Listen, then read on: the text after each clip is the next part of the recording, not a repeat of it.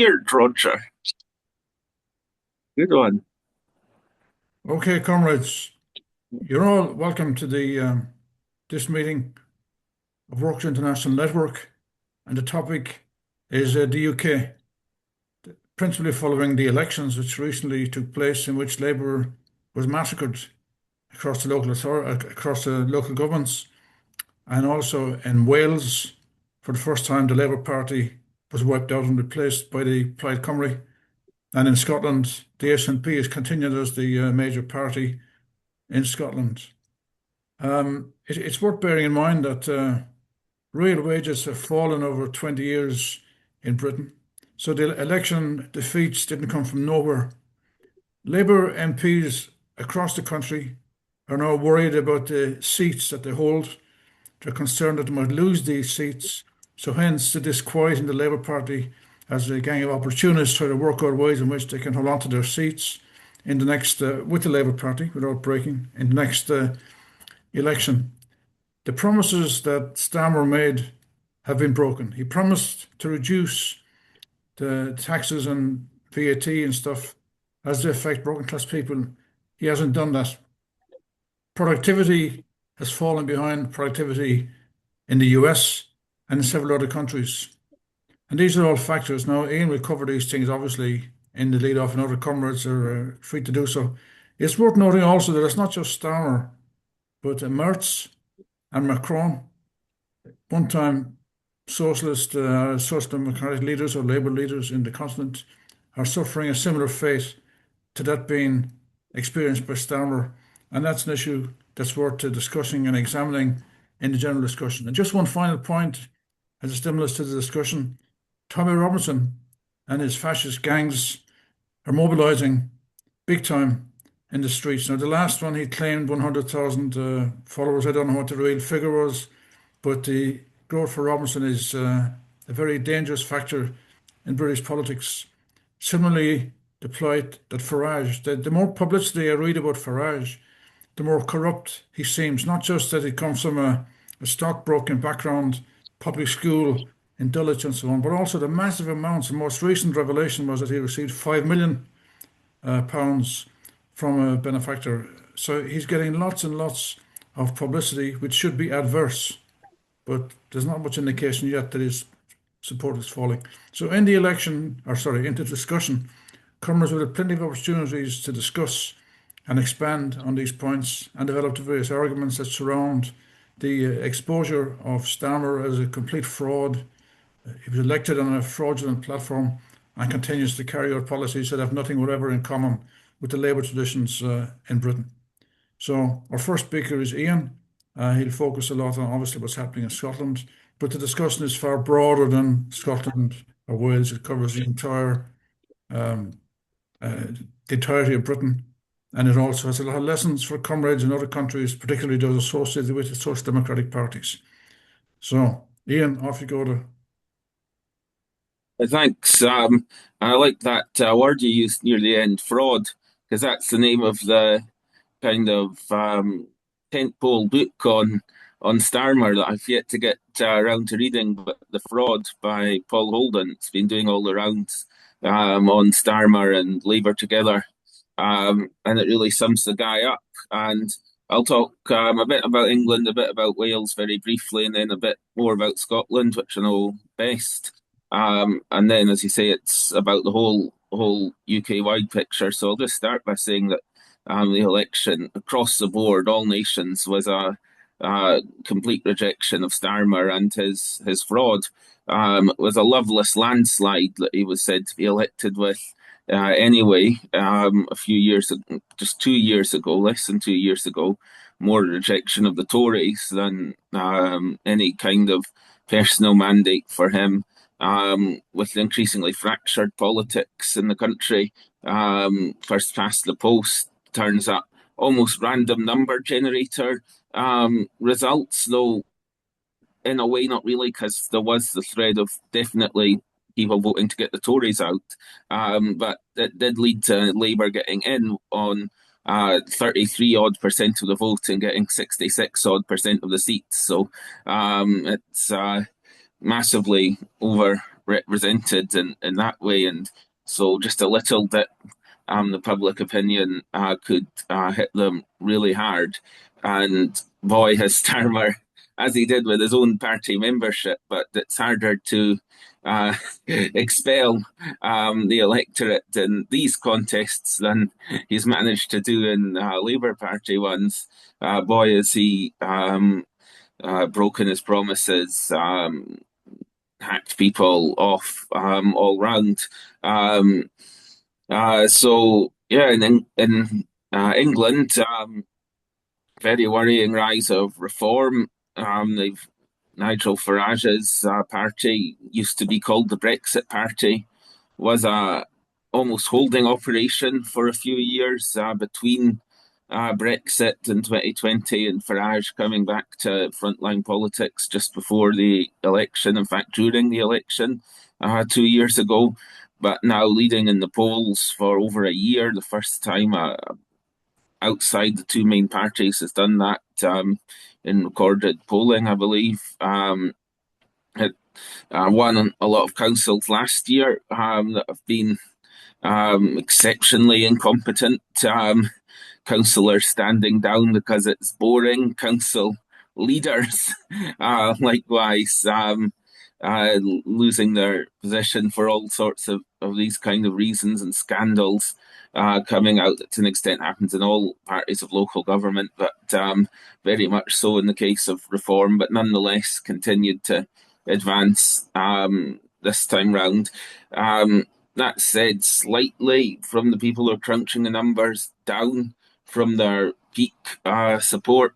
It's hard to tell because it's not the whole country voting at once, but underperforming where they might have done if the results from last year were extrapolated into the places they were standing this year. But still leading a very divided pack. There was also the rise of the Green Party, that's now running some councils. Hackney has a Green mayor and a Green council majority. Tower Hamlets retained both its Aspire mayor and increased its Aspire majority, a local party, which is supported by your party. The, I think, main present absence in a way in these elections was a bigger intervention from your party, the party set up by Jeremy Corbyn and Zara Sultana last year that's been mired in infighting.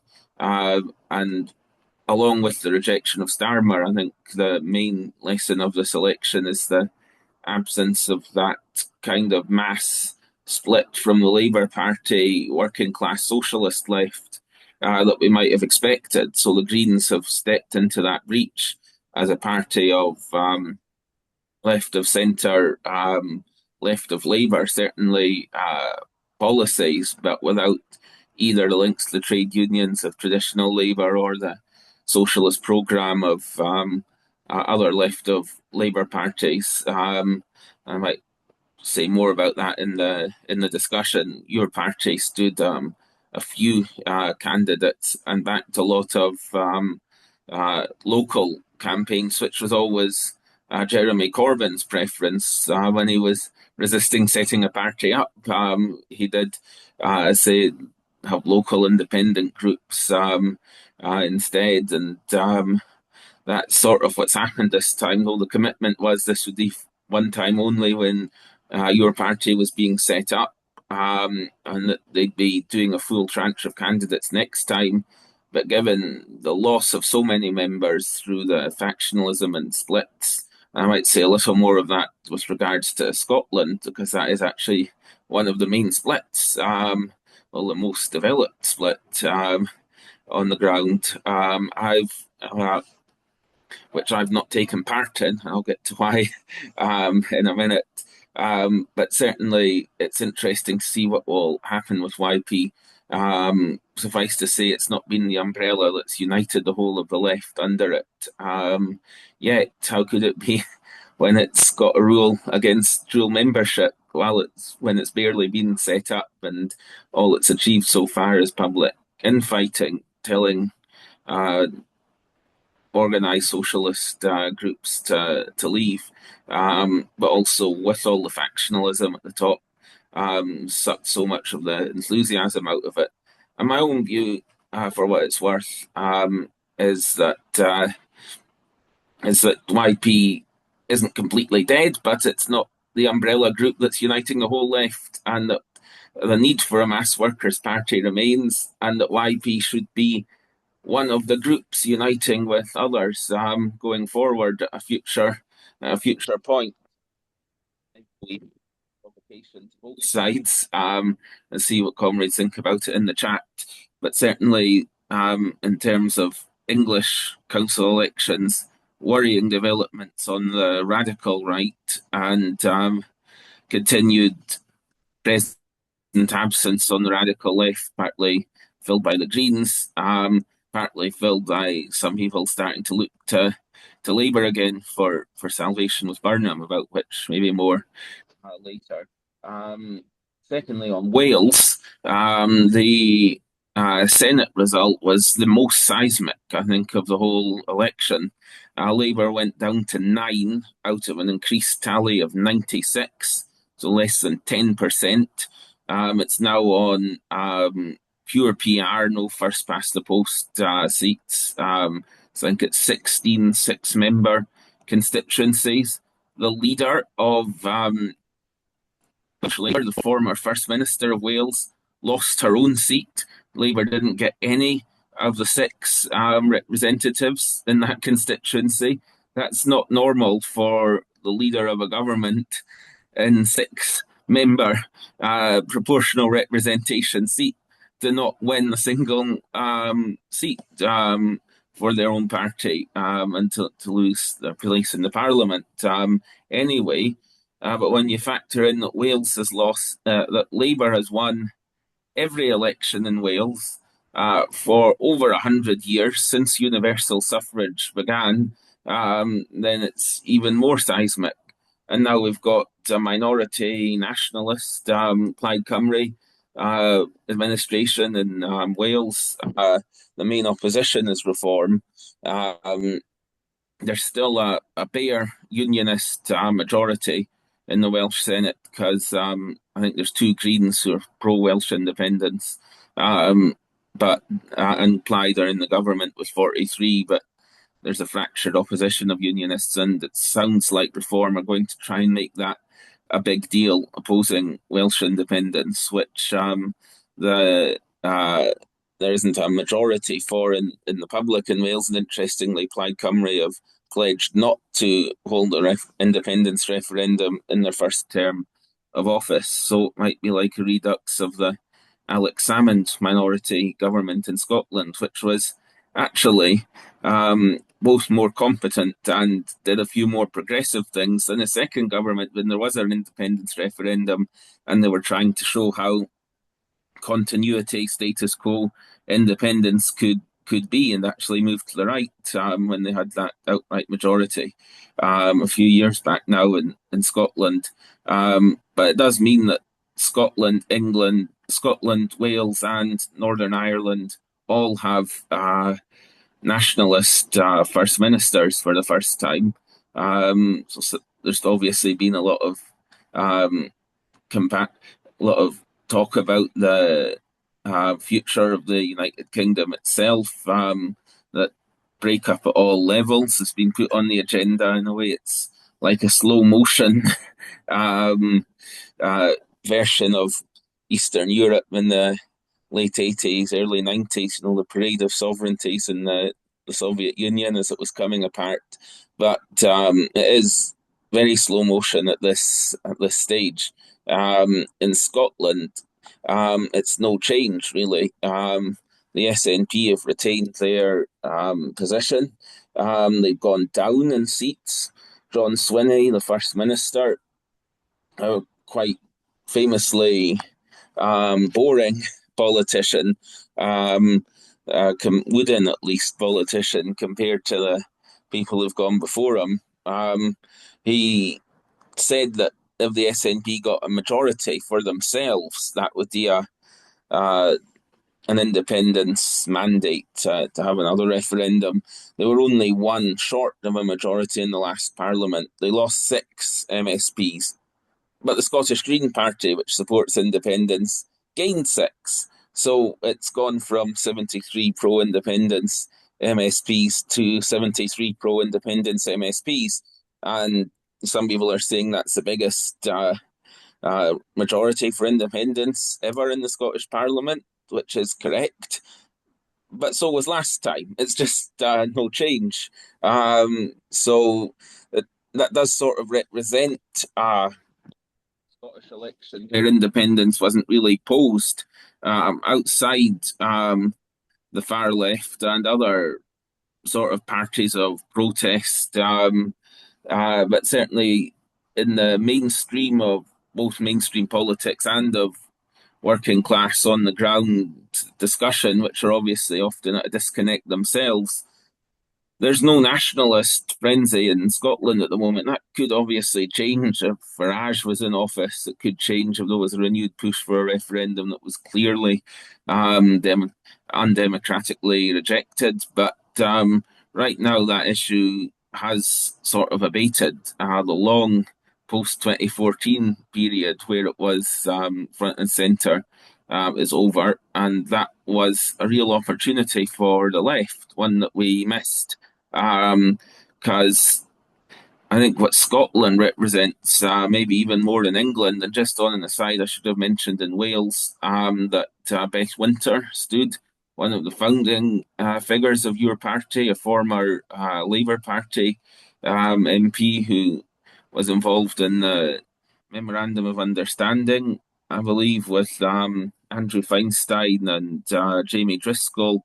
Um, uh, that was involved in ways that are too complex maybe now to get into in the founding fights of your party. But suffice to say, none of them have ended up in YP. Driscoll's now joined the Greens and actually got a council seat in Newcastle. Andrew Feinstein's, I think, still an independent, and his group, Camden People's Alliance, stood in the elections for London boroughs. And Winter stood as an independent and didn't get in to the Senate. So it's still representing the main uh, previous parties plus reform, both in the Welsh Senate and in the Scottish Parliament. The Greens are the main uh, left wing, commonly considered left wing party at Holyrood. And they did well mainly because I think a lot of people mistook them for the Greens down south, didn't realise it was a totally separate party. Saw Zach Polanski, the Green Party of England and Wales leader, who's been on a real roll as their leader, as opposed to the continuity leadership it sort of has with a few years ago when it was in office with the SNP and the Butte House Agreement, which fell apart. And they actually got the scalp of a brief serving SNP First Minister Hamza Yousaf, whose wife comes from Gaza and who has a good position, as you'd expect, on Gaza, and got Swinney installed. Ironically, I sometimes say Scotland's the only government that, without changing party at least, in the democratic world, has gone backwards on the question of Israel and Palestine since the genocide began. So well done, Scottish Greens, for that. Well done for being in a cuts coalition for several years on a national level. And it's in a way the same as down south when Greens get into office in council, but they've never had a national government experience down south and have now, although historically it was the other way around, England and Wales being perceived as more left wing than the Scottish one.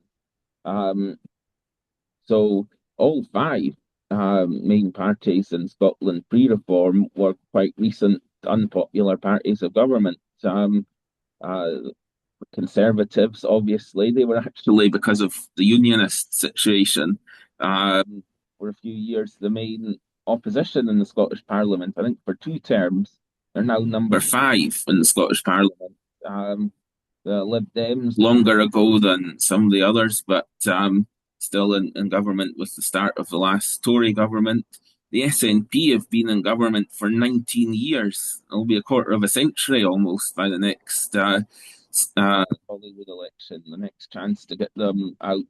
And they're running on empty. There's no enthusiasm for them. It was a great interview with the first time voter on Channel 4 News who said, I used to support the SNP. And the reporter asked, so what changed? I said, nothing. That's the problem. So they're really running on folk choice rather than any kind of enthusiasm.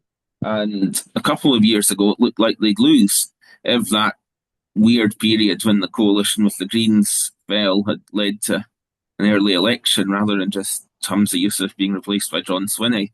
Um, There'd been an election then just before rather than just after the Westminster election.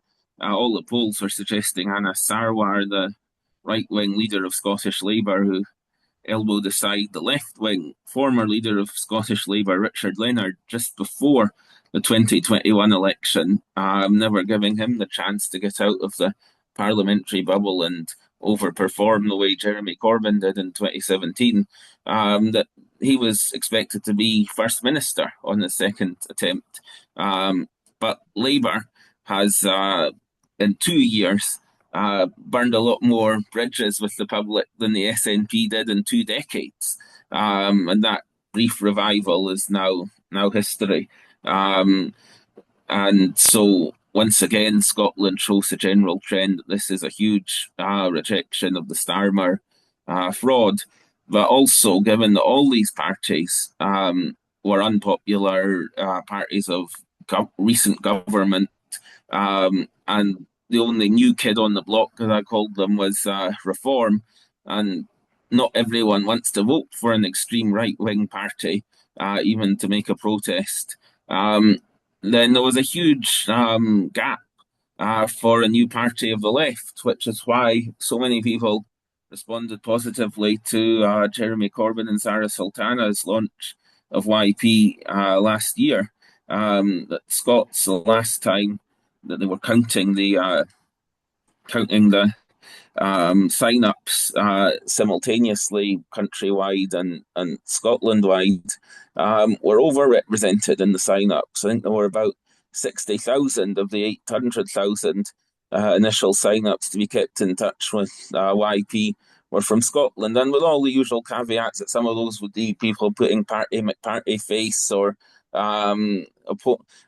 various forms of vexatious sign-ups, opponents wanting to keep an eye on us like some of us might do to reform, but nonetheless still representing most of those would be genuine people wanting to know more about and quite possibly join a new left-wing socialist party.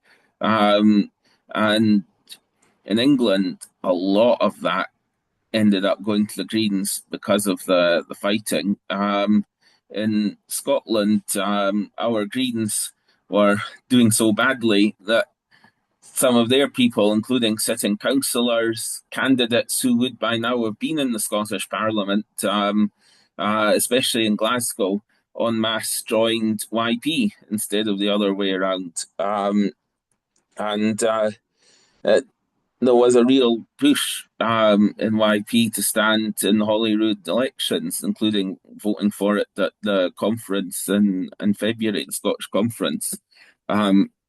Unfortunately, Scottish Conference also voted to be explicitly pro-independence as opposed to the more sensible position of our red line isn't we have to leave, but that Westminster shouldn't shut down a referendum, that Scotland should have the right to self-determination, but that we had a golden opportunity, in my view, to unite people on both sides of how we should exercise that right on class issues at a time when independence wasn't front and centre of this political debate up here.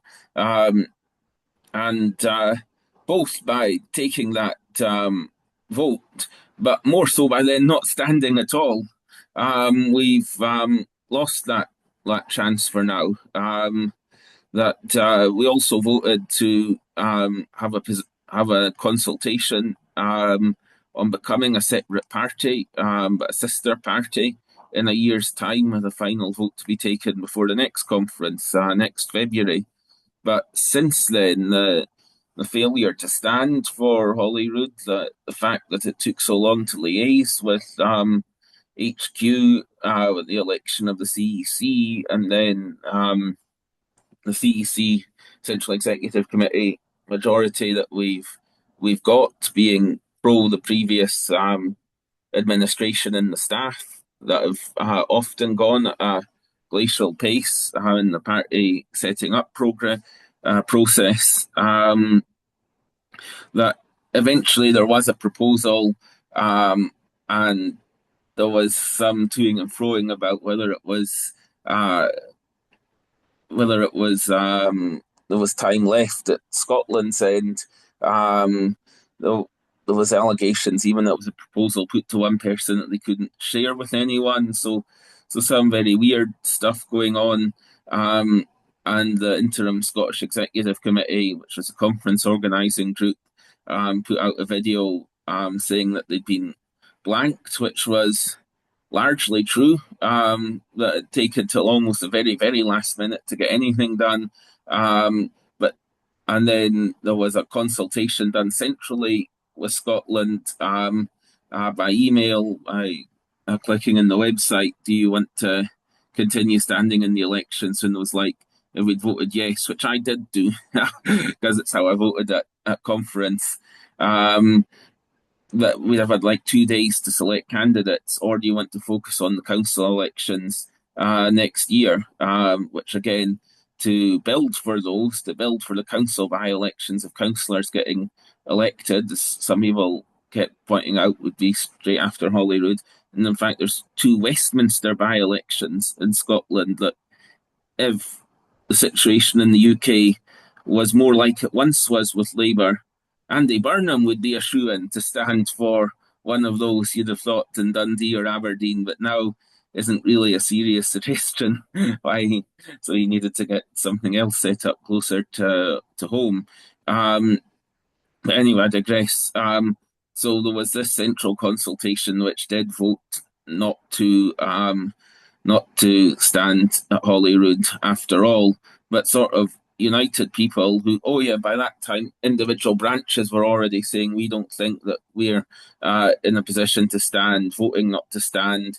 Edinburgh did that. I think I went in from another Win meeting to argue against that, but I can now update Win some months later that I wasn't successful. I think I'd said I didn't expect to be.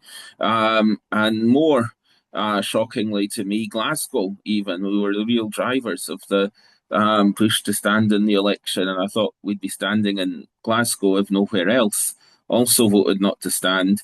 And then people who voted at the branch level not to stand, or at the national conference level to stand, both sides were united in being annoyed at this question being asked again. So there was a video put out by the interim Scottish Executive Committee that got some things wrong when it said that we voted to be a separate Scottish party. That vote hadn't been taken yet. There'd been a vote to proceed to consultation on it, which I was against, but because I think it's because I'd be voting against it eventually, so it's a waste of time. But it wasn't a vote to do that yet. But obviously, there'd been a breakdown in relations. They soon after stood down en masse as a committee and from the party, and I believe are planning to set up something new that will be a Scottish only party. And that's the lesson a lot of people are taking from it in Scotland, that down south will always dictate to us. We need to do our own thing.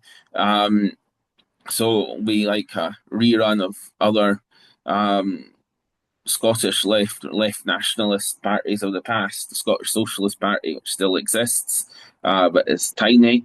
The party Rise, that came out of the radical independence campaign, that was briefly bigger than the SNP. I think the SNP might even have joined it for SSP rather, might even have joined it for a certain time. But petered out after it didn't win any seats in 2016. So this will at least be the third attempt. And I wish them well as part of the ecosystem of the left, but I don't want to split from YP myself on that basis because I don't think, first of all, the problems that there are very much so in YP with control freakery from the centre, with the fact that Jeremy dragged his heels so long before we even launched the thing, and then it went straight into factionalism between him and Zara when we did. And now this ban on dual membership at a time when whatever you want to say about these other groups, and most of the named ones at least, are of a certain sect form. At least they've done some things. At least they've been around and people have been active in them for decades. Whereas YP are um, not only new, but new and have spent most of the time since the launch fighting each other rather than achieving anything. So yeah, I'm with the opposition on all of those points, but I don't see it as unique to Scotland. In fact, it's happening all over England, and one of the people most accused of being guilty of it is Scottish. So actually, I think the main culprit is probably more Jeremy Corbyn than Carrie Murphy, to name that individual. Sometimes I think almost a scapegoat for what happens, but is actually very loyal to Corbyn, whose foot dragging, I think, has caused a lot of this. As I say, he got his way in the end with the localist approach, and it'll be very interesting if that is a one off or not. But the huge database still exists. We'll see now that a certain group has established themselves as a more secure leadership in IP. If they do now contact everyone in the database to try and get them organized into branches, and we'll see what the nature of those branches is, including in terms of their size. As I say, that the year-long launch has gone so badly um, at all times that sucked a lot of enthusiasm out and injected a lot of bad blood between people who didn't have problems with each other before, even. And obviously driven out fully organised left groups. That I saw one of the councillors who was elected as a public office holder to the Central Executive Committee lost her seat in the council election in Coventry. So she's standing down from the Central Executive Committee. I think the runner-up was Michael Lavalette, who I strongly supported put first for public office holders because he was a real unity monger as well as being from the revolutionary left, which was a very good combination to be unity mongering from below. It's what I tried to do in my own uh, CEC campaign in Scotland. I was focusing on the underrepresentation of Scotland. We only have one seat compared to two for every English region, and on how the membership have been the adults in the room throughout this, and to demand unity and turning the party outwards from below, as opposed to arguments between supporters of central office and supporters of Scottish complete separatism, who've now both both have had a bite of the cherry on the CEC, and I still have not. But I thought it was an argument worth having. Gave me something concrete to do in the CEC election. Anyway, Michael Lavalette, I think, might be the next one in line to inherit that seat on the CEC, but he'll obviously have left now because he's in counterfire and they left in protest, even though not as a named group, at this ban on dual membership. I saw one comment on the demonstration yesterday about Palestine, which dwarfed the far right march that was given the full political centre of London on Nakba Day, which is the annual Palestine demonstration day, even before this Gaza movement started. and Tommy Robinson is the most pro-Israel agitator on the British far right, and then the police smearing the demonstration with anti-Semitism, and they've got at least three blocks: the general Jewish bloc, which is always huge, the ultra-Orthodox rabbis, who always get a wonderful reception, actually walk to the demonstration because they're not allowed to get the bus on a Saturday, and the Holocaust survivors and descendants bloc, which also got, as you can imagine, an extremely sympathetic response on the demonstration. But anyway, the for the speakers from the stage, I saw one comrade say the best three was Jeremy, Zara, and someone from the SWP.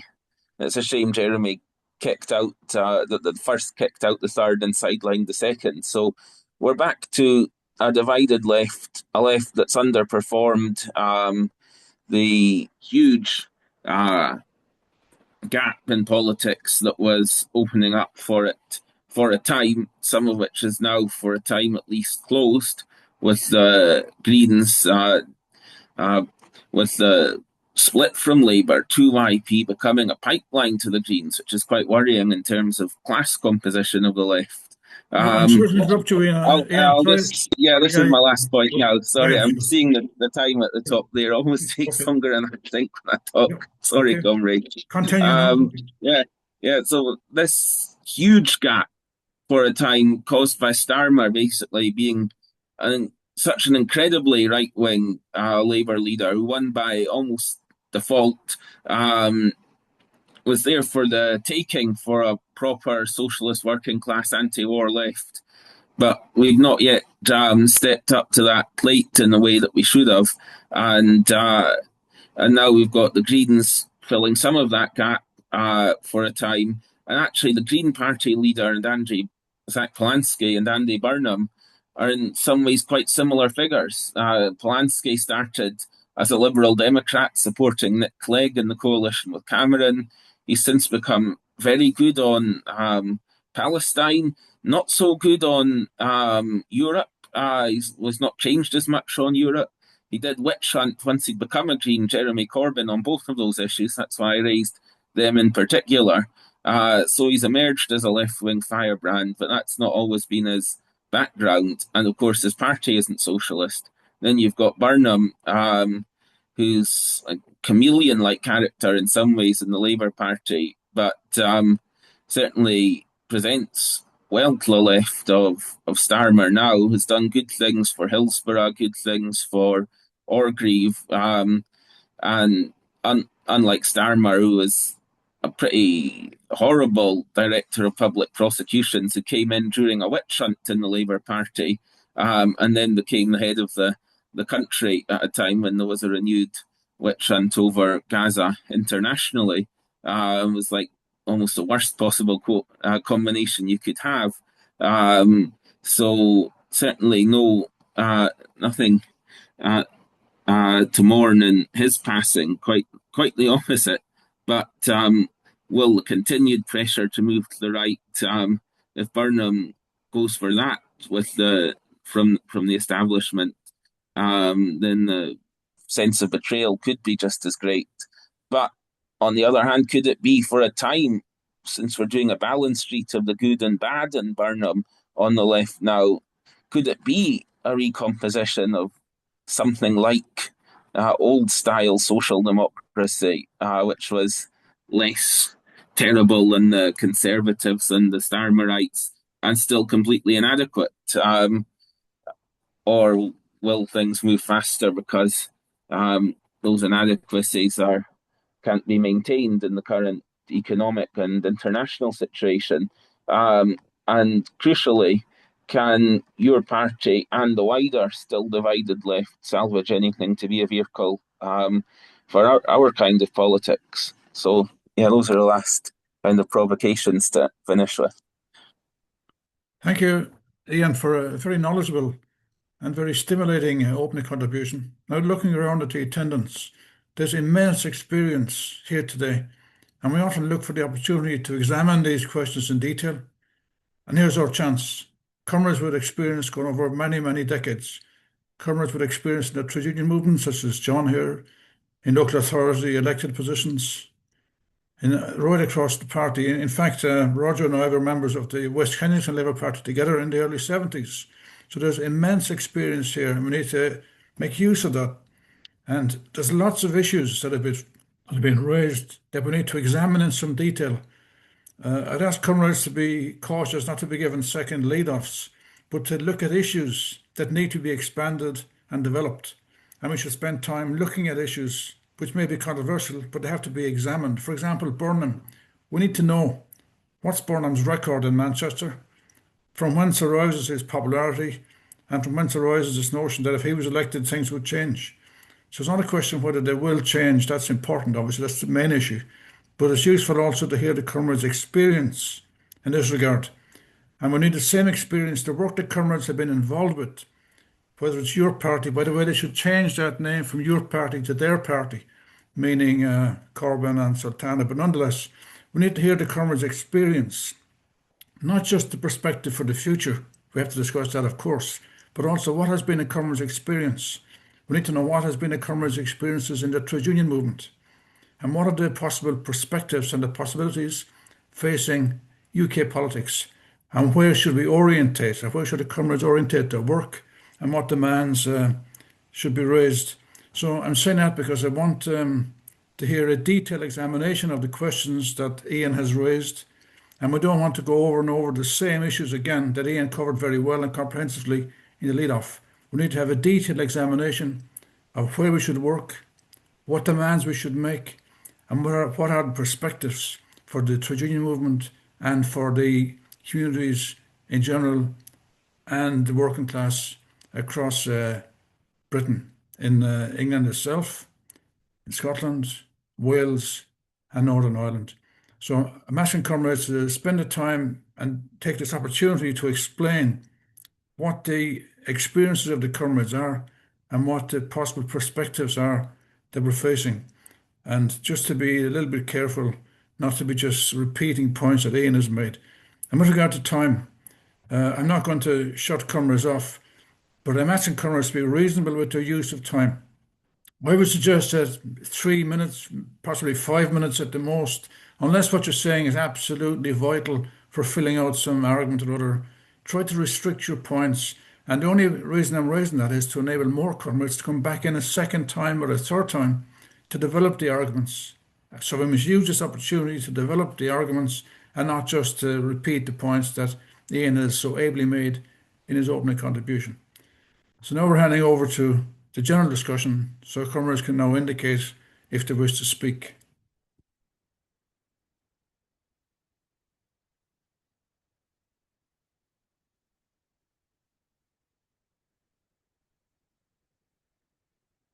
Yeah, Matthew, you first. Yeah, okay. So I think there's a few things I want to say about the election in Scotland. And I think that in those terms, I mean, in Scotland, of course, it's quite different than England. I mean, has been termed by some observers the scunnered election, i.e., an election in which the electorate is pissed off with what it's been offered, which I think is actually a pretty clear summary of what it was. Because I mean, apart from anything else, the turnout was down by more than 10%, i.e., the masses didn't vote. I think the other thing is looking at, obviously you've seen the rise of reform. I mean, unfortunately, they didn't do. Normally, if you look at a poll, you can find a poll that shows where votes move. In terms of people what they previously voted for and what they voted for this time around. And unfortunately, I haven't seen one of those. But what is interesting, of course, is that actually the biggest declines in the vote were the SNP. Were clearly as a result of people being pissed off with the nature of the government, which also cost them seats. But in terms of problem is, of course, what you're doing with the first past the post system, in which case you can afford to lose a certain number, particularly if the rest of the thing is so fractionated. So you see a certain loss of seats by the SNP based on quite a considerable loss of vote. The other lot of people who lost most substantially were the Tories. And actually, this is the origin of the reform vote in Scotland. Essentially, it swallowed the Tory vote. So the Tories lost 19 seats and the Reform gained 17. It's not a straight swap, obviously. The Labour Party endured a smaller decline, but obviously and clearly, that people are, which is a few percentage points decline rather than much larger decline in the SNP and Tory vote. So in those terms, it is interesting what it looks like, and you can, if you look at the different constituencies, is that in terms of the working class, and there is this section of the orange vote, the orange working class, which is a considerable section, particularly in central and western Scotland in particular, which is always historically actually, if you go back to the 50s and 60s, used to vote Tory and then vote for the Labour Party and then stuck with the Labour Party against the SNP. And now, then of course, once you get the decline of the Labour Party following 2015 in particular, then that starts to fractionate out. So you start to see that section start to vote for the Tories again.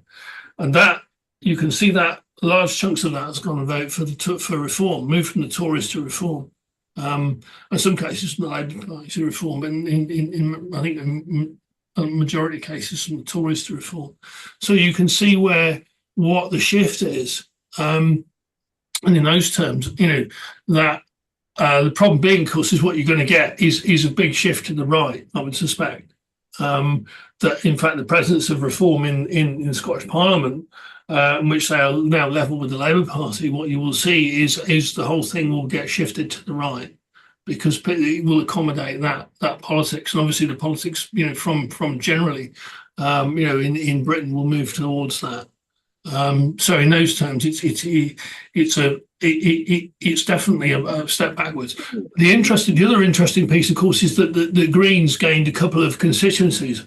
Well, certainly in Glasgow, the one in Southside is a heavily immigrant constituency, heavily Muslim constituency. So, and I suspect also Edinburgh it is also based on Gaza as well, the impact of Gaza. So means a vote for the Greens and away from the SNP. Given the SNP, of course, have always tried to face both ways. In fact, of course, our Zionist organisation, and the Scottish government maintains as a Zionist position. Even the vote in the Parliament to say that they would support Palestinians last year has made zero difference to what's actually been done anywhere, including in among workplaces in those who work for the Scottish government face exactly the same conditions as they did before oppression of any mention of Palestine. So in those terms, you can see there is a shift, and in terms of both the decline of the SNP, the decline of the Labour Party, the decline of the Tories, the rise of the Greens, the rise of Reform, and I can see that as I say, it will move politics much more in those terms than what it looks like, I think, but it will shift it to the right, which I suspect also will happen in England too, because any replacement to Starmer will be to the right of Starmer, no question, whoever it is. Okay, thank you, Matthew. The next speaker is John and Dominic. I just want to come back to a point I suggested. Could comrades talk a bit about their own experiences, the meetings they've gone to, the responses they've received, the demands they've put across, so that we can fill out the general perspectives with the actual experiences that comrades have. So any suggestion? Yeah. Thank you much for avoiding by the time. John or Dominic? Yeah, John, just a few words about Greater Manchester. I'll just preface it with the fact that I got involved politically with the Labour Party in the 1960s, and I had tremendous illusions in Harold Wilson that with the white heat of technology, as he used to call it, that Britain would be transformed, and with a Labour government, running the economy, etc., things would be brilliant. And we found by the end of the 60s that he basically reneged on most of his promises. He had gone backwards, bringing in anti-union laws, or trying to bring in anti-union laws, etc. So I preface that in any remarks I make about Andy Burnham the positions won in Greater Manchester, the biggest defeat for Labour was in Wigan, where I think nearly all the council, which was Labour, was replaced by Reform. And I think, if you like, that they had 50% of the vote. The positions won that Wigan was very much a coal mining town, and you had the Tories who, if you like, destroyed industry in general and coal mining in particular. A Labour government that came in under Tony Blair that did absolutely nothing to reinvigorate the former mining areas. Hence the fact that there was this massive rejection of both Labour and Tory and Reform coming in. Now, Reform, as far as I'm concerned, have a huge deficit that should be played on by Labour, but they refuse to do it. The first time I saw, what's his name? Who's the leader of bloody Reform? Nigel Farage. He was speaking and he had this great big mug full of tea, I presume, with a picture of Margaret Thatcher on it. Now, as far as I'm concerned, Labour should be publicising that picture for all it's worth. But do they? No, they don't. As far as Tameside's concerned, which I do have a certain amount of understanding and knowledge of, Tameside is an absolute basket case for the Labour Party. It's one of those places where, as the man says, you used to weigh the votes, not count them. And they lost all but one of the 18 councillors that stood in the election. And there is a real hatred of Labour in Tameside. Now, this is fueled by the fact that the Labour group set up a WhatsApp group. And the WhatsApp group spent all its time taking the mickey out of its constituents, i.e., somebody came to see me at my advice bureau and complained about their housing. What the hell do they think I can do about it? Only to be interrupted by another member of the WhatsApp group. Yeah, I had a similar experience. What do the silly cows think we're here for? You know, and that was then publicised. So people felt the Labour group was just a crowd of drongos who were there to have a fat living and really couldn't give a toss about the working class. Hence the fact that in Tameside there was a real anger against Labour. There's real anger against the MP there, Angela Rayner, because she comes over as this working class northern lass. What does she do? She sells that, she splits up with a partner, has an extremely complicated sale of her house, which is all, in my opinion, to do with avoiding tax, and it's in some sort of trust. She then goes and buys a bloody flat, not in Hyde, part of Tameside, but in Hove, which is 70 miles further south than London from Tameside. And there's a real feeling that she's just played it for her own benefit. With regard to Andy Burnham, I think myself that I was listening to a programme on the telly just, about a week ago, and this commentator said that he felt Andy Burnham changed several years ago when he addressed a rally to do with the Hillsborough tragedy. And he came out with what I would call the mainstream Labour line. This is a tragedy. It'll never happen again. We will do all our best for you. And he was booed by the Hillsborough supporters because he was just peddling a line that they'd heard for years about Hillsborough. And I think that woke him up. And then he got stuck into it. He's been very serious about getting stuck into the police because there's been some real diabolical treatment of suspects in Manchester, particularly women and women with mental health, strip searches and all that sort of thing by male officers. And I think as far as Burnham's concerned, it is going to be a matter of wait and see. Burnham, when the bus fares, the minimum bus fares were put up to from £2 to £3 in that farce of a budget that came out that abolished the winter fuel allowance, Burnham stuck to Manchester having the fares at £2.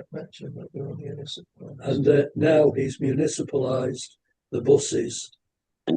So as far as I'm concerned, Burnham has realised that coming out with some setting up a commission, doing things, sitting on your hands is going to do absolutely nothing and will just enrage the working class and make it worse. And again, I think he will tackle reform whose policies include abolishing equal pay and having restrictions on maternity pay and things like that, that should be absolutely shouted from the rooftops by Labour, but no, they're just nasty because they are racialists and that. So I would say it'd be a wait and see for Andy Burnham, because many people have come in to lead the Labour Party from the left and ended up doing bugger all, and in some cases, in many cases, going into reverse. But I think Andy Burnham has learnt his lesson. And just to give an example of his popularity or otherwise in Manchester, the last time he stood for the morality of Greater Manchester, he actually got 75% of the vote. He's going into a seat now that in the recent elections, I think voted over 50% reform. So in one sense, he's got a fight on his hands, but in another sense, I think he's coming from a history that says sweet words, butter no parsnips, that you've got to get stuck in. And I think I would hope that will be his mantra. So I'll leave it at that, comrades. Thank you, John, for very useful information there. The next speaker is Harry, followed by Roger, followed by John Dunn. Hi, comrades. Harry, Northern Ireland here. A massive landslide victory, and here we are, less than 2 years into it, coming crashing down. And I think we need to analyse the reason why. The first thing is, in a general point, and that is you don't win elections in Britain. You only lose elections in Britain. Generally speaking, they're about a period and roughly about a decade and a half. The Thatcher period came in to get rid of the Wilson-Callan era. The Blair-Brown election was to get rid of the Thatcher era. The Cameron was to get rid of the Blair-Brown era. And the era that we're now in, which is really the Stammer election, was effectively to get rid of the Stammer austerity era, which lasted, generally speaking, about a decade and a half. But this has all changed. We're now seeing an end now to effectively the two-party system. But this Stammer era is not going to last anything like a decade. It'll be lucky to last a number of, even the duration until the next election. And we need to ask ourselves why. You see, throughout all the years of decades of capitalism, the working class managed in some capacity. There was hardship, but nothing like the hardship they're facing today under capitalism. There is a crisis that effectively every working class person in Britain feels, taken on by the energy crisis, taxes that were taxed to the hilt. And bear in mind that this Labour government came in with two autumn statements. One of them was the largest tax raising budget in British history. So we're taxed to the hilt because this is the only way that the government can get money out of people. It's more taxes, more austerity. The change is nothing more than words. There is no change. But the era that we're into, I think it's important to put the British perspectives into context with the European perspectives. Because when you look at Germany, France, Italy, and so on, I mean, Metz's popularity is one of the worst unpopular chancellors in German history. Macron might even be 10, 12%. Maloney, very poor indeed. Stammer is the most unpopular prime minister since records began. And again, we need to look at the reason why, because their strategies are the same. It's wrong to say that Stammer did not have a political and economic strategy. He has, and always did have. It is war. Building up a war economy, just like Germany's doing, France is doing, Italy's doing, Finland's doing, Austria's doing. It's that war economy. And when you look at what the military expenditure, first of all, in keeping the Ukraine war going, Britain has pumped in around 13 billion to Zelensky under Stammer just to keep that war going. The perspectives is massive military expenditure that Britain is now doing. Germany in particular increased their military budget to 100 billion. That's going to double probably by the end of the decade. That military expenditure, war, the expenditure at the expense of public services, benefits, health service is what's now going to happen. And people can see that. I'm just back from a rally there this afternoon, Saving Lough Neagh. One of the banners, no war. It's in people's consciousness now today what that perspective is. After this election, I think there's one thing I think has come clear. There is a new leader in Britain. His name is Nigel Farage.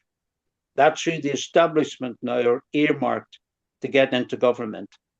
And as for the Labour misfortunes, I actually don't think we should get that caught up in it, to be quite honest with you, because the only one that they have at the moment is going to be Burnham. The only reason is Burnham has got a little more appeal than the rest of them. Streeting has got absolutely no appeal whatsoever. Rayner, probably a little better. Burnham has got more appeal, but he has no programme. People have this illusion that if you become prime minister, you can change things. You can't. They will be told, just like any prime minister, Burnham will have to follow the same strategy that Stammer has followed, and that is to continue with the war and continue with the military build-up and continue with attacking working class people. That's what's there. I mean, in all this, to be honest with you, if I was to blame anybody, most of all for the circumstances that the Labour Party is in and the country's in, I would blame Jeremy Corbyn. Corbyn had an opportunity, a mass party. He had a programme and he sold out in that programme. I'm not going to go through the reasons. I think you're as well as aware of them I am. And that programme was to prepare the way for Stammer, who's now in power in Britain. Well, he's now the Prime Minister in power, and he's opened that. And like history has told us time and again, the working class will move, in this case, to a left party under Corbyn. And now what has happened, as you've seen in this election, they're now moving to the right.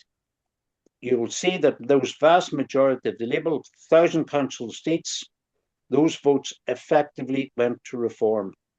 That is, they look at once as the opportunity of the Labour and Trade Union, and if that doesn't work, they've moved to the right. It is reform. The establishment are now looking at reform. Nigel Farage to be the next Prime Minister, and if that happens, that will be a free for all towards the same strategy that the system is now laid out. Look, just to finish up, because, hang on, Dominic, we can hear you if you. Sorry. Look, we get caught up in an awful lot of this about where's the next stage we should go. Should we be backing Burnham? Should we be hoping that Labour's back in power? Nothing is going to change under Burnham or anyone else. The Greens are really out of it for the mat. What we need to do is to build the working class movement, and that is on a socialist programme. And like I keep saying time and time again, this is what I believe we're not doing. We're not building correctly. We need to be building a movement, coming together as much as possible as socialist organizations and building in the grassroots, in the factories, in the workplace. Workers' committees is where our way forward under a socialist program, fighting your own. If you look at the post office strike, they've set up their own independent workers' committee, independent even of the trade union, CW. Why? Because the CW is selling out on that dispute. The Birmingham bin strike, exactly the same thing has happened there. Unite has gone in, negotiated a settlement, which is effectively a payout for the workers in Birmingham. Take the payout, forget about the struggle, and let the measures go through. Unite the Union has just agreed that strategy with the Birmingham Council. They even sat down with Reform because they realised that Reform will be the next major force in Birmingham, and have done exactly the same deal with them. Independent workers' committees. That's what we need to start building in each of the areas under socialist program, in the factories, workplaces, and so on, and linking up. That is the real force that's going to change, and really change this country. And I think this is what the lesson we need to learn, a lesson we haven't learned up to now. Thanks, Finn. Thank you, Harry. Very interesting point there. Roger, you're the next speaker. Yes, just a few, I hope not too disjointed points. I think it's a lot of interesting ideas have come up in the course of the discussion, and I agree with nearly everything that Harry said just now. First thing is, let's remember that we have to be careful about talking about the landslide victory of Labour in 2024. It was not a landslide, really. It was on a historic low vote, and it was a result of the no vote on the one hand and the split within the right wing between the Tories and Reform, and that allowed the parliamentary majority, a record parliamentary majority on the part of Starmer, but he never had mass popular support. Corbyn in 2017 got, I think, nearly 4 million more votes than Starmer got in 2024. There's been a complete slump in support, a collapse of support for Labour, which we saw most graphically in these recent local election results, except for the period of Corbyn. Even in 2019, which was where Corbyn lost votes compared to 2017, it was still nearly 1 million votes more than Starmer got when he won this so-called landslide in 2024. There's been a collapse in support.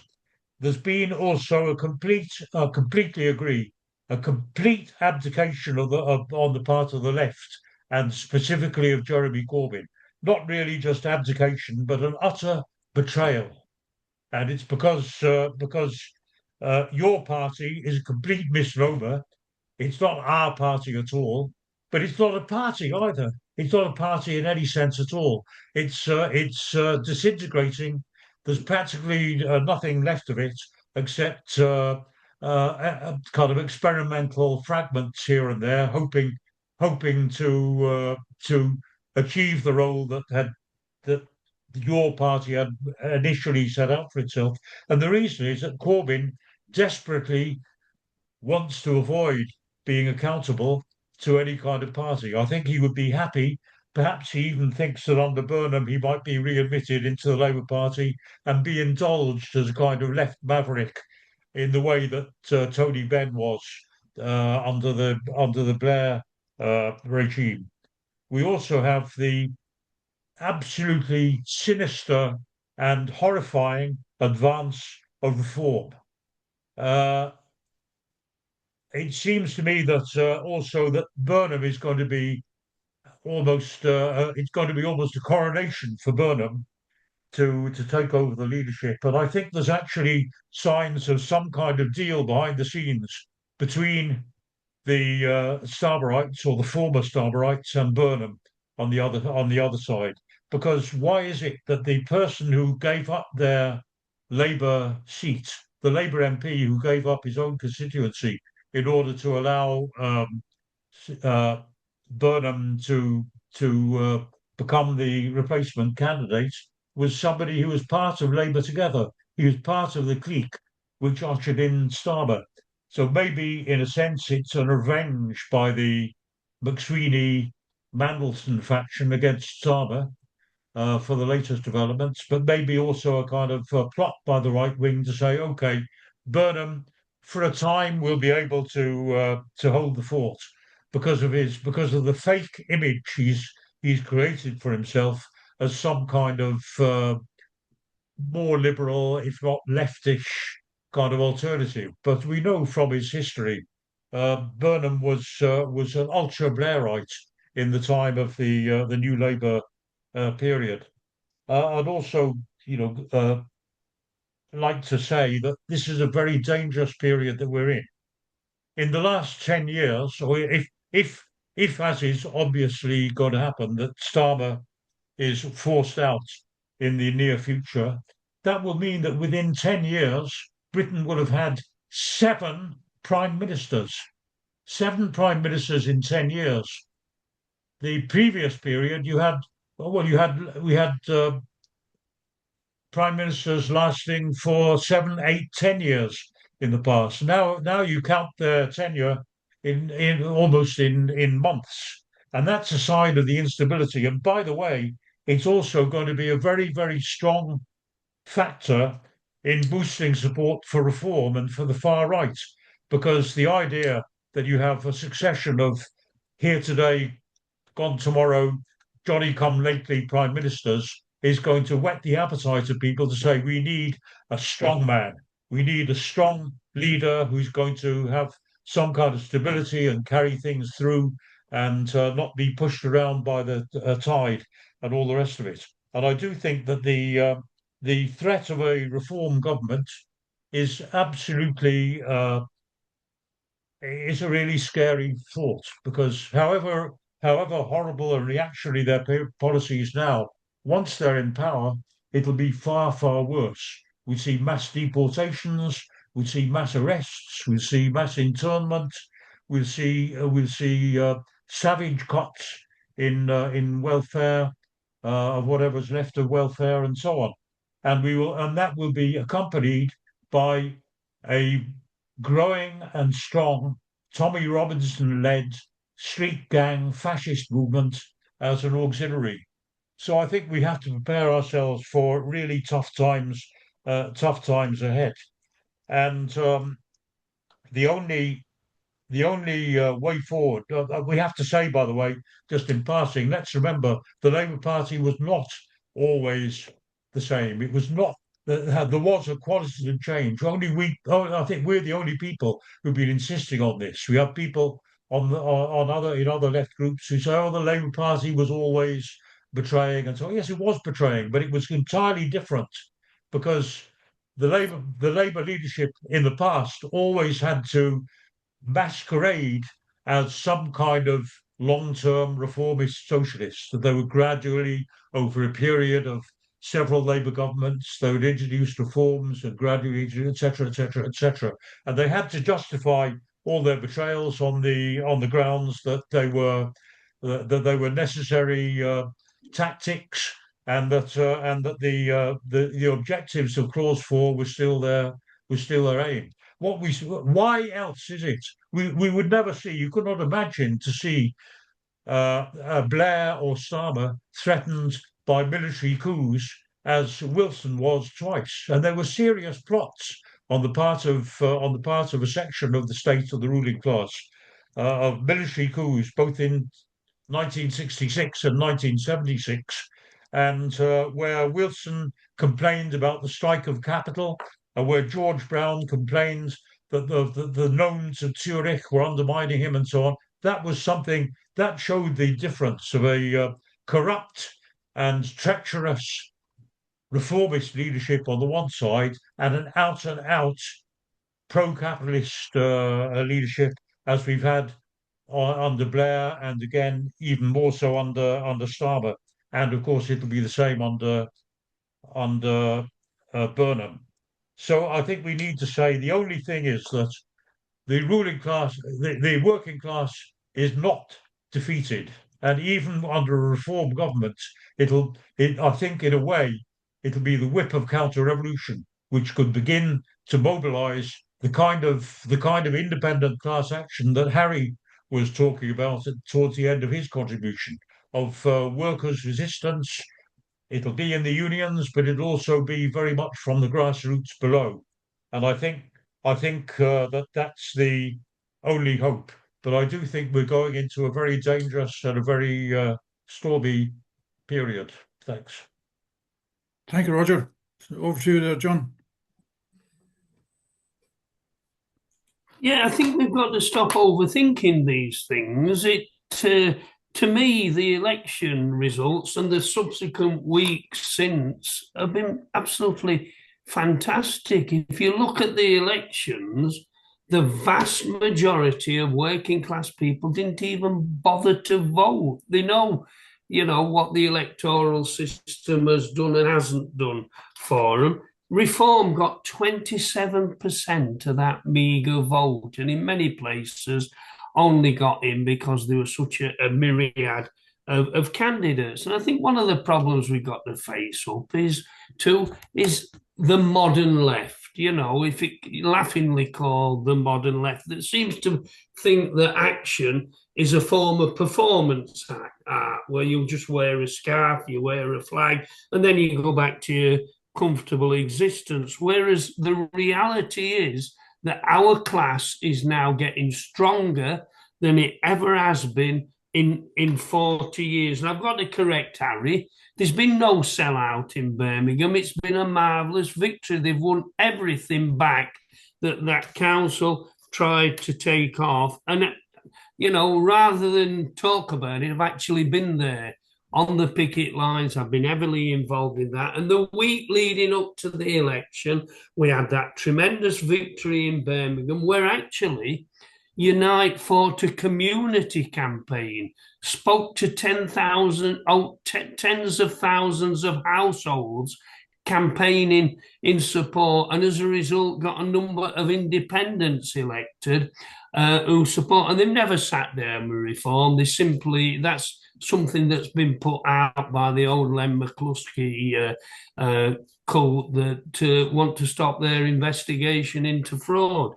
But put that aside, the mine guides up here at the last working mine in England won a tremendous victory. Actually, after 8 months on strike, went back for more than they'd come out for. And those victories weren't achieved just because they had a good cause. It was because they fought campaigns in the community. They got tremendous support. And I don't think, I differ with Roger, I don't think that that reform are a threat against the united working class. Having lived through Thatcher, having experienced at the sharp end what Thatcher did, and seen the class rise up and try and fight back, I've got every confidence in our class, more so than I have since then. While the left was weeping and wailing about the election results, I spent the weekend with some real class fighters. I spoke at an RMT conference in Wakefield, and then I spoke the Madders Eldhigh, a tremendous working class event in Wakefield, along with trade union leaders who actually made some of the most fighting speeches I've heard since the days of Arthur Scargill. So I'm full of confidence. Nobody there had the chin on the chest and were wailing about we're on the brink of fascism. We're not part of a doomsday cult, and we've got to stop thinking that we are. And I'll tell you something about every picket line I've been on. Nobody has ever said to me, we need a new mass workers' party. They're busy getting on with life. They're busy holding on to what they've got. And that's where we have to look at our class. Harry was right on building the workers' movement. And that's where I think we're seeing the first signs of now. And I'm more confident than I've been since 42 years ago when I were on strike. So, let's stop the ambulance chasing after this party. That your party is irrelevant and always has been. The best thing I ever did where I'm not to do with it. So yeah, confidence. Reform will fall apart. In Doncaster, they've just had somebody call for a defence committee against the UFOs that are circling around Doncaster. Having spent a lot of time in South Yorkshire, I can assure them that they're too late. They've always been colonised by aliens. Yeah, joking aside, the fight goes on, and Unite have won 80% of the strikes that it's for. I've been on a lot of them picket lines, and the mood is jubilant and positive.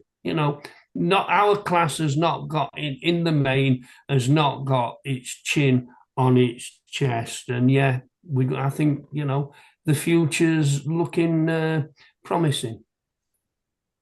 Thank you, John. A very valuable contribution, challenging some of the issues that have been raised. And part of the reason we're here is to examine questions of that nature and to come back and forth to have a look at it. So it's an interesting perspective you put across there, John. As always, very confident, and because of your involvement in the movement, very informative for the rest of us. So other comrades are welcome to come in and take part in the discussion.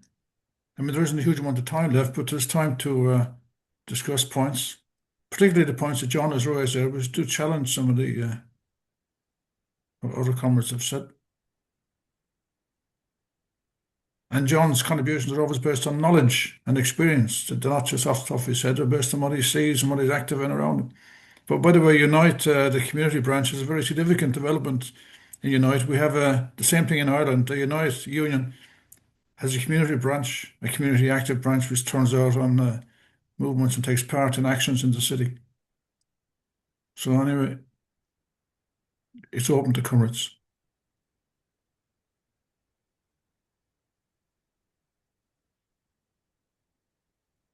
If nobody else speaks, I assume everybody agrees with John Dunn's analysis.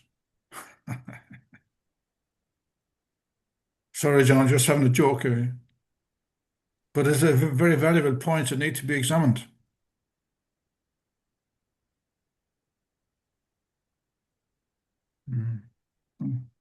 I'll come back in quickly.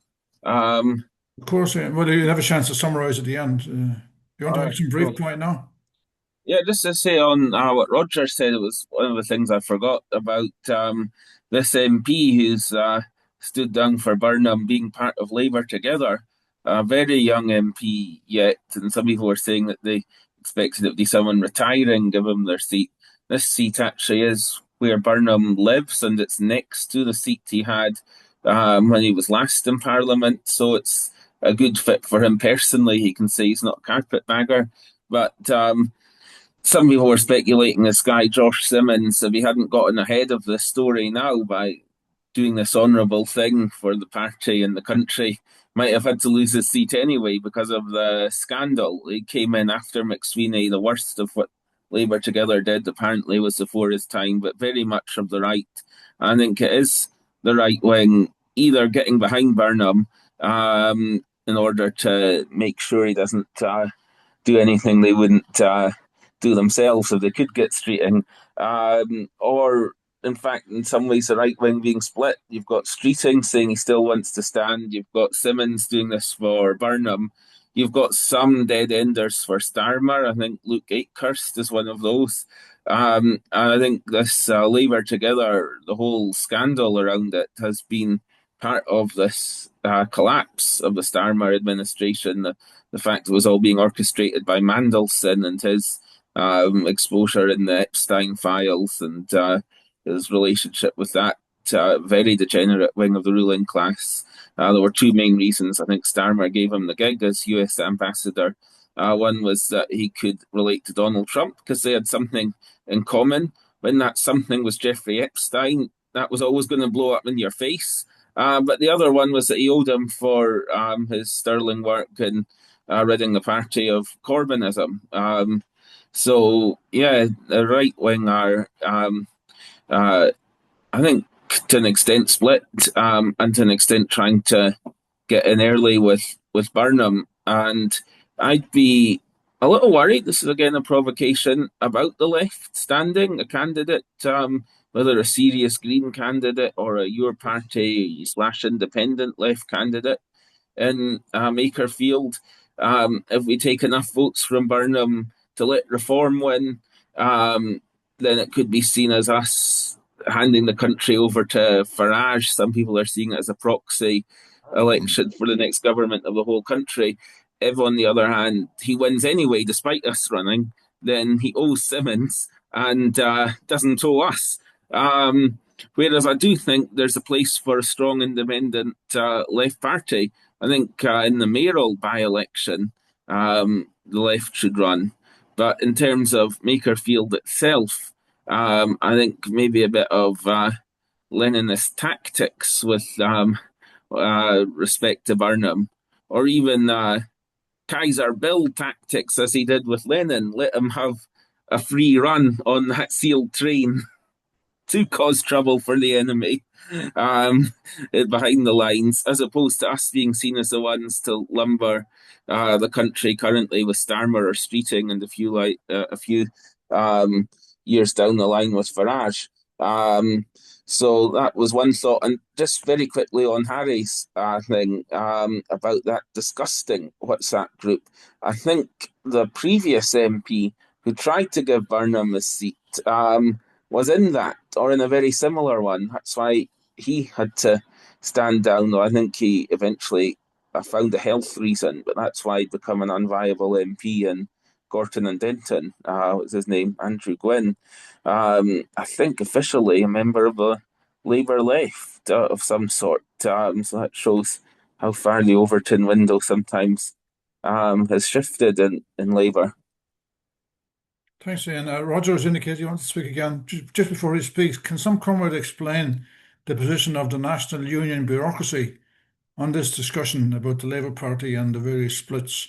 I'm thinking about the bigger unions like the Transport, Unite, the big local authority unions, the building crafts unions. So could someone come and tell us about what their antics are in this regard? Roger. Is Harry not first? Harry, is your hand up from previously, or do you want to speak again?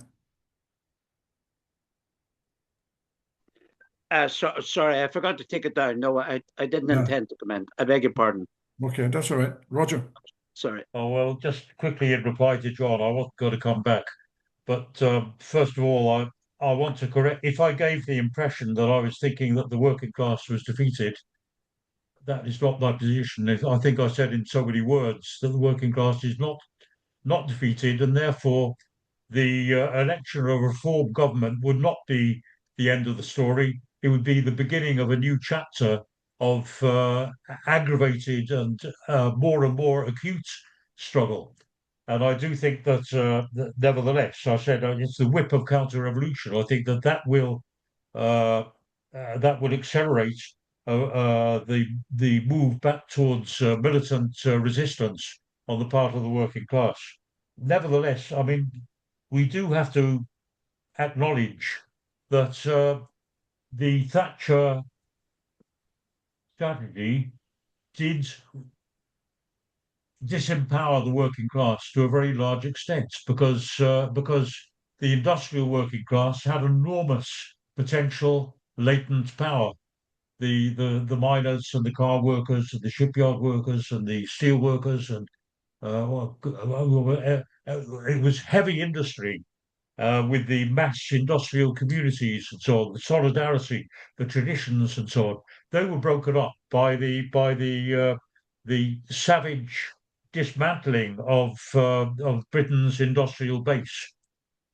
Nevertheless, as I pointed out many times, nevertheless, that did not mean that the working class has been diminished as a force in society, because in fact, what has happened is that the immiseration of what were previously intermediate strata in society means that the middle class has largely been dispersed or dissipated. That now we have strikes and militant strikes of doctors, of university lecturers, of teachers, of lawyers, even of civil servants, etc. Elements who, in the time of the general strike 100 years ago, would have been queuing up to act as strike breakers against at the time when the TUC called the strike in 2026, so in 1926. So therefore, I don't think the working class is defeated, but nevertheless, the instant or the immediate impact of a strike by the kind of elements I'm talking about, is not the same as a strike of the coal miners, and therefore, in that sense, the immediate power of the working class, the firepower of the working class is diminished.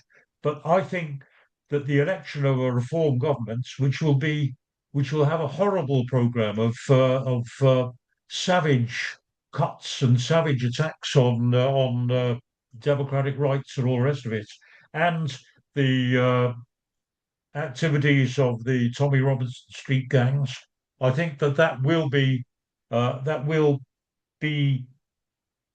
to use that metaphor again, the whip of the counter-revolution will mobilize the class again. And I do think there'll be huge struggles ahead, which will dwarf the struggles even of the recent years. So I just wanted to make that point. And I mean, I've quoted the figure many times, but the percentage of the population that consider themselves to be working class has not diminished, has not been reduced since 1983. In both cases, 60% in terms of opinion polls, 60% classified themselves as working class, despite the fact of the demolition of British industry because of the proletarianisation of formerly intermediate strata in society. I'm very optimistic too, but I do think that we're going to go through a very tough period in the years ahead. Thank you, Roger. We have time for another couple of brief contributions and then Ian's final summing up. So if any comrade wants to make a brief point, this is your opportunity. If not, we'll go over to Ian to summarize the main ideas of the meeting. Yeah. Sorry, Ian, I see John has his hand up. John or Dominic? Okay. John? It's Dominic, yeah. Dominic, yeah. Okay. I just wanted to make a couple of points, or one point basically. I think one of the things that we've not talked about is trying to raise the situation of what actually reform stands for, what is coming down the road if they become a government. It's all right talking about them being horrific, but the actual plans that they've got are a massive assault on the rights of the working class. I was just looking up on their website and what their policy was on the minimum wage, and they haven't got one. Their policy on wages is that they think generally workers who work should be paid. So you can imagine what that really means. I mean, any other political party or political people would be saying some view on the minimum wage and some view on workers' rights, but they're talking about no laws being accepted unless they've been passed in Britain. And as I might be wrong on this, but I understand that a lot of the rights of the working class in this country are based on European legislation and not on laws passed in this country. So, and I was involved in a Good Neighbours scheme, and two of the women there were talking about what the reform plans are. One is to abolish maternity leave. Another one is to abolish equal pay and stuff like that. And nobody's mentioning this. You've had an election process going on a national scale in Britain, even be it for council elections, but nobody's actually saying what reform are standing for. And I think the thing is, if they're going to come in and really assault the working class in the way that Roger's talking about, we've got to be preparing and make it an issue among the working class of what's coming. And it's not just to sort of frighten people, but it's a foundation to building an organisation to defeat them. And that's what you've got to look at. And it's not a question, in my view, of individual unions striking. What we've got to build is a national and international unity of the working class and organised in that way for the future. Otherwise, it's going to be decades before, because these organisations are going to come in like Hitler did and smash the working class and set it back, or like Franco did for 40 years. And I think that's the perspective we've got to look at. I'll leave it at that. Thank you, Dominic, for raising that question about the diminution in workers' rights that have won over decades of struggle. These rights are very, very valuable and took a long time to win. So, comrades, it's very good information, Dominic. Thank you. If there are no further comrades, we'll ask Ian to do a final summary. Okay, and you're on this time. Thanks. That was a really good final contribution from Dominic, actually. And I think part of why reform seems to have peaked in the opinion polls and gone down somewhat is that they are starting to come a bit clearer on what their economic policies are, and that it is, along with increasing numbers of their personnel, reheated very hardline Thatcherite Toryism. The real symbol of this is that when Starmer first came in and three-line whipped his MPs and suspended multiple MPs, including the beginning of Sarah Sultana's journey out of the Labour Party to keep the Tories' two-child benefit cap. Farage reform opposed it. When they belatedly did abolish the two-child benefit limit, Reform said that they'd bring it back if they were elected.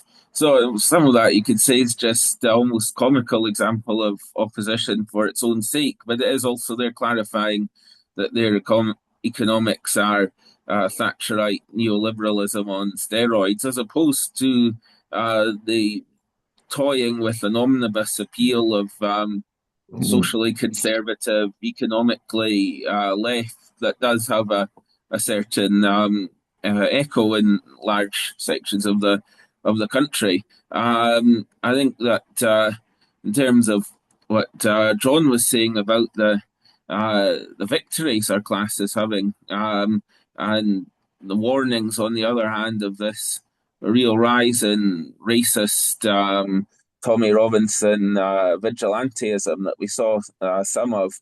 I was actually in the shower, so I didn't see the picture. So I heard the discussion of it on the Crispin Flintoff talk show this morning that John and Jackie were on.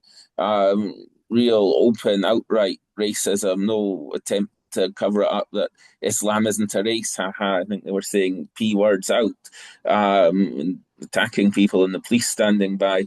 The struggle against that and the working class struggle, we have to find a way to bring these together against a reform threat that's both anti-working class and racist, as opposed to having the two identities, white working class and metropolitan anti-racism, being set against each other in a real toxic culture war, which is the worry if the left is mainly seen as liberal now, as opposed to socialist through the Greens supplanting Labour. In terms of social democracy being dead and this break from, yes, it's a very good point. You'd never think of a coup against Tony Blair or Keir Starmer being threatened.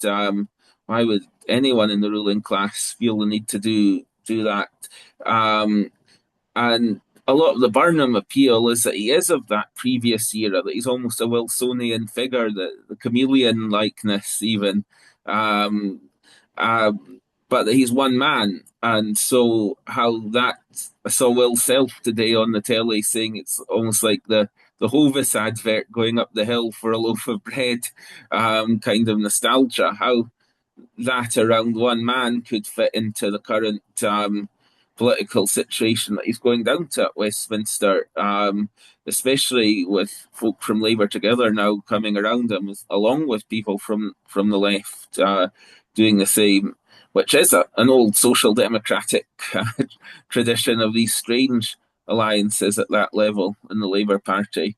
But how that would fit into the very severe economic and international situation that Starmer, I think more than most individual figures, has been quite happy to represent because of his pretty terrible background as a particularly nasty chief prosecutor, then running the Labour Party in the middle of a witch hunt that he weaponised to fundamentally change the party again and take it back from Corbynism.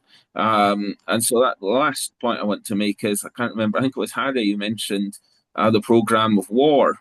And that has been Starmer's programme very much so. In fact, the British state, all the way back 4 prime ministers in the same amount of years ago with Boris Johnson, was playing a key role at that time, with Joe Biden really pushing it as well. And as Harry said, keeping the Ukraine war going when it could have been stopped after a couple of months.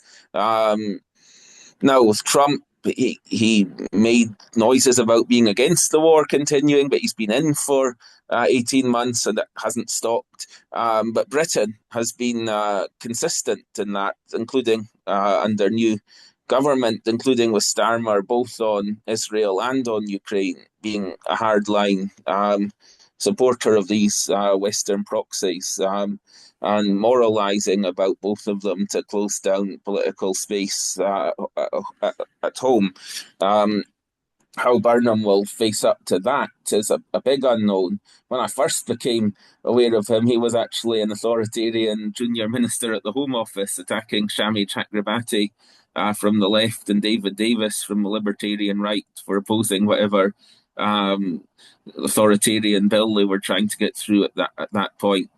He's been on a journey since, from a Blairite ultra in that government to, and this shouldn't be forgotten completely, never rebelling against Corbyn when pretty much everyone else of his type did in the Labour Party. He didn't join in that mutiny. The fact that, having been a loyalist to both Blair and Corbyn, and always justifying that on, I'm a team player, he's now the one so openly for months on manoeuvres against Starmer, shows just how weak and disastrous a Prime Minister Starmer is, perhaps. But certainly in terms of war, social democracy was never very good on it, even in the good old days.